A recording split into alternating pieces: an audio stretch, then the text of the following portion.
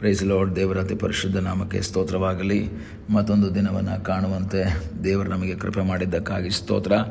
ಆತನು ಮಾಡಿದೆಲ್ಲ ಉಪಕಾರಗಳಿಗಾಗಿ, ಎಲ್ಲ ಆಶೀರ್ವಾದಗಳಿಗಾಗಿ ದೇವರಿಗೆ ಸ್ತೋತ್ರವನ್ನು, ಮಹಿಮೆಯನ್ನು ಸಲ್ಲಿಸುತ್ತೇನೆ. ಇಂದಿನ ವೇದ ಅಧ್ಯಯನಕ್ಕಾಗಿ ಒಂದು ವಾಕ್ಯವನ್ನು ಓದಿಕೊಳ್ಳೋಣ. ಅಪೊಸ್ತಲ ಕೃತ್ಯ 9ನೇ ಅಧ್ಯಾಯ 5ನೇ ವಾಕ್ಯ.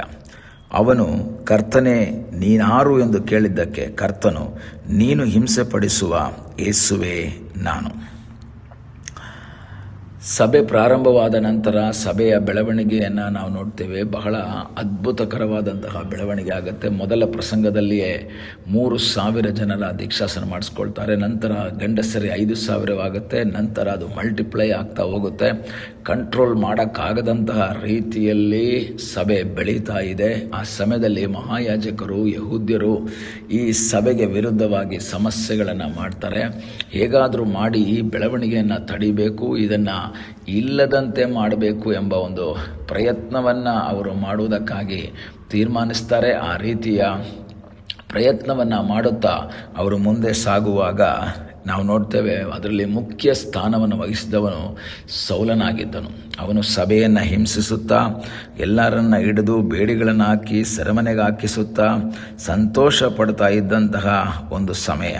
ಸ್ತೇಫನನನ್ನು ಕಲ್ಲೆಸೆದು ಕೊಲ್ತಾರೆ. ಮಾತ್ರವಲ್ಲ, ಇವನು ಈಗ 9ನೇ ಅಧ್ಯಾಯ 1ನೇ ವಾಕ್ಯ ಹೇಳುತ್ತೆ, ಸೌಲನು ಇನ್ನೂ ಕರ್ತನ ಶಿಷ್ಯರ ಮೇಲೆ ರೌದ್ರನಾಗಿದ್ದು ಬೆದರಿಕೆಯ ಮಾತುಗಳನ್ನ ಆಡುತ್ತಾ ಅವರನ್ನು ಸಂಹರಿಸಬೇಕೆಂದು ಆಸೆ ಪಡುತ್ತಾ ಮಹಾಯಾಜಕರ ಹತ್ರ ಹೋಗಿ ಹೇಳ್ತಾನೆ, ನನಗೆ ಲೆಟರ್ ಕೊಡಿ, ನಾನು ಎಲ್ಲ ಕಡೆಗಳಲ್ಲೂ ಸಹ ಇದನ್ನು ನಾಶ ಮಾಡ್ತೀನಿ, ಪವರ್ ನನಗೆ ಕೊಡಿ ಎಂಬುದಾಗಿ ಕೇಳ್ತಾರೆ. ಮಹಾಯಾಜಕನ ಪತ್ರವನ್ನು ತೆಗೆದುಕೊಂಡು ಅವನು ಈಗ ದಮಸ್ಕಕ್ಕೆ ಪ್ರಯಾಣ ಮಾಡ್ತಾ ಇದ್ದಾನೆ.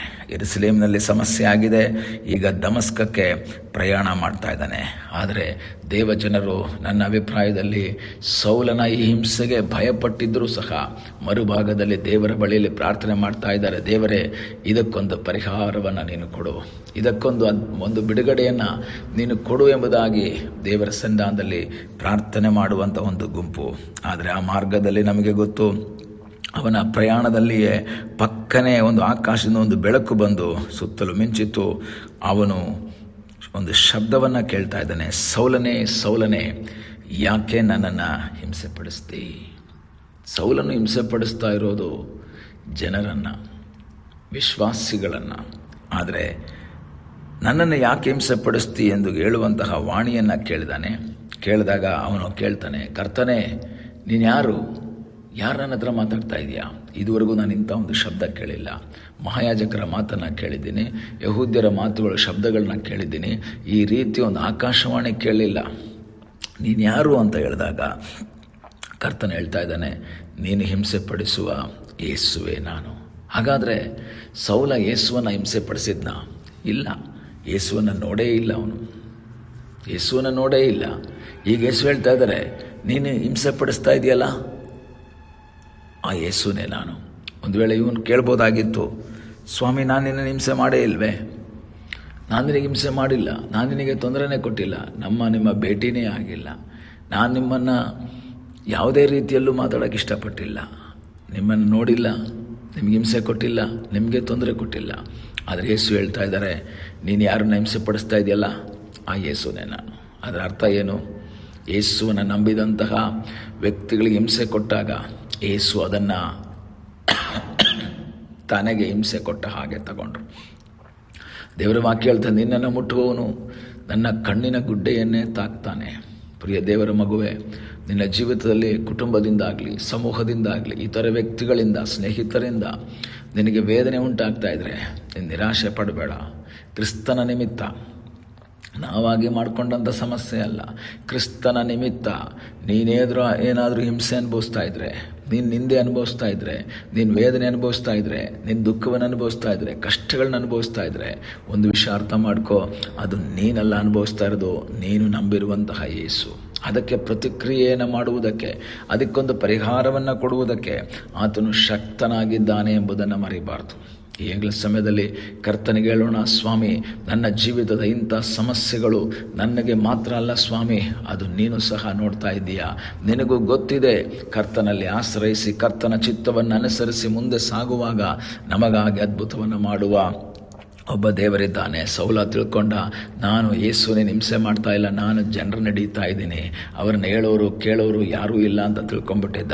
ಅವರನ್ನು ಹಿಂಸೆ ಪಡಿಸಬಹುದು, ನನಗೆ ಏನು ಹಿಂಸೆ ಕೊಟ್ಟರು ಯಾರು ನನಗೆ ವಿರೋಧ ಮಾಡಲ್ಲ, ಯಾಕೆಂದರೆ ನನಗೆ ಅಧಿಕಾರ ಇದೆ, ಹಣ ಇದೆ, ಜ್ಞಾನ ಇದೆ, ಮಹಾಯಾಜಕರ ಅಧಿಕಾರದ ಪತ್ರ ಸಹ ಇದೆ, ನನ್ನನ್ನು ತಡೆ ಮಾಡೋರು ಯಾರೂ ಇಲ್ಲ, ನನ್ನನ್ನು ಹಿಡಿಯೋರು ಯಾರೂ ಇಲ್ಲ ಅಂತ ಸೌಲ ತಿಳ್ಕೊಂಡ. ಆದರೆ ಸೌಲನಿಗೆ ತಪ್ಪಾಯಿತು. ಸೌಲನು ಒಂದು ವಿಷಯ ಅರ್ಥ ಮಾಡಿಕೊಳ್ಳಿಲ್ಲ.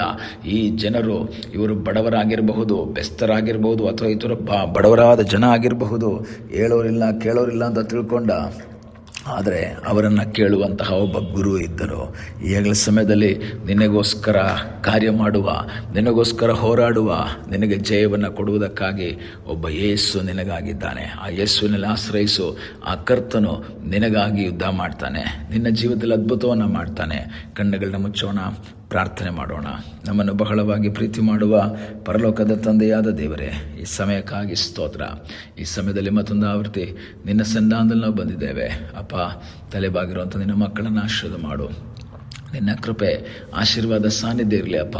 ಅವರಿಗೆ ವಿರುದ್ಧವಾಗಿ ಕಾರ್ಯ ಮಾಡುವಂತಹ ಆ ಶಕ್ತಿಗಳನ್ನು ದೇವರೇ ನಿರ್ಮೂಲ ಮಾಡಿ ಅಲ್ಲಿ ಒಂದು ಜಯವನ್ನು ಕೊಡುವುದಕ್ಕೆ ಶಕ್ತನ ನೀನಾಗಿರುವುದಕ್ಕಾಗಿ ಸ್ತೋತ್ರ. ನೀನೇ ಅವರಿಗಾಗಿ ಯುದ್ಧ ಮಾಡು. ಪ್ರಾರ್ಥನೆಯನ್ನು ಕೇಳಿದ್ದಕ್ಕಾಗಿ ಸ್ತೋತ್ರ. ಯೇಸುವಿನ ನಾಮದಲ್ಲಿ ತಂದೆಯೇ, ಆಮೇನ್. God bless you.